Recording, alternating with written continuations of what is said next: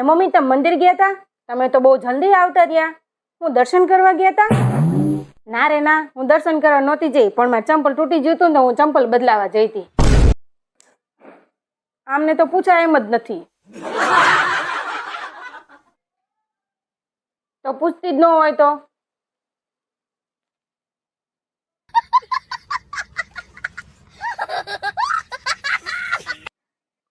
Mummy તમને ખબર હે હવે આપણે હે ને જલ્દી ગુલાબ જાંબુ ખાવાના છે, અને એ ત્યાં પાછા આપણા ઘરના.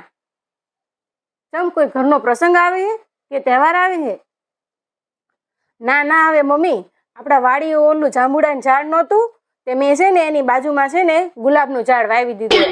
તો છે ને એ બે ભેગા થઈને ક્યારેક તો આપણને ગુલાબ જાંબુ આપશે ને, પછી ને આપણે બધા ઘરના ગુલાબ જાંબુ ખાઈશું, અને એ ત્યાં ઢગલા મોઢે.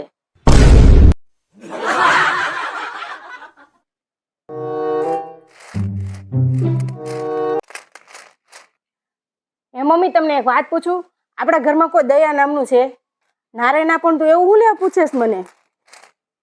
એમાં એવું છે ને મમ્મી કે આપણે ઓલા નીચેવાળા સવિતા માસી નિનોરિયા એ છે ને નવી ગાડી લાવ્યા. તે અમે છે ને બધી આપણી સોસાયટીની બાયુના ઘરે બેહવા ગઈ હતી ને, તે એમને પેંડા ખવડાવ્યા ને, તે એમને એમ કીધું કે જો અમે નવી ગાડી લાવ્યા ના પેંડા. તમે બધા એમ કીધું કે કોંગ્રેચ્યુલેશન્સ.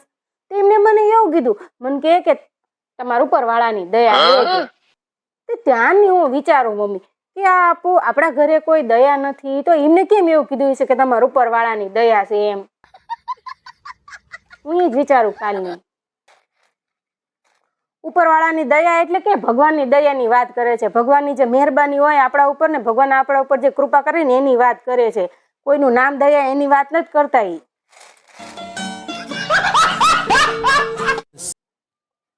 મને ઈ જ નથી સમજાતું કે આ બાયુ પોતાના ઘરવાળાને કઈ રીતે નચાવતી હોય છે. આંગળીમાં, ડોળામાં, અંગૂઠામાં, અને મારો ઘરવાળો તો ડીજે વાગે ને તોય નો નાચે. આ મગફળી અને લગન બેનું હરખા જેવું જ છે. આ મગફળીના તમે માંડ 4-5 દાણા હરખા ખાવ ને તો એકાદ દાણો ખરાબ નીકળી જ જાય. એ રીતે લગનમાં એવું જ છે. માંડ 4-5 દાણા હરખા જાય ને તો કંઈક ને કંઈક ડખો થઈ જ જાય.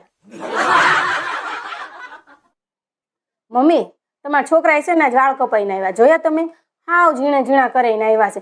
કેવા લાગે છે? કાંઈ નથી સારા લાગતા. તમે જોયા? મેં એને પૂછ્યું ને કે તમે કેમ આવડા વાળ કરાવી નાખ્યા? મને કઈ જવાબ જ ન દીધો. તમને ખબર નહીં ને કેમ આવડા વાળ કરાવી નાખ્યા? ઈ તો તારા હાથમાં ન આવે ને એટલે.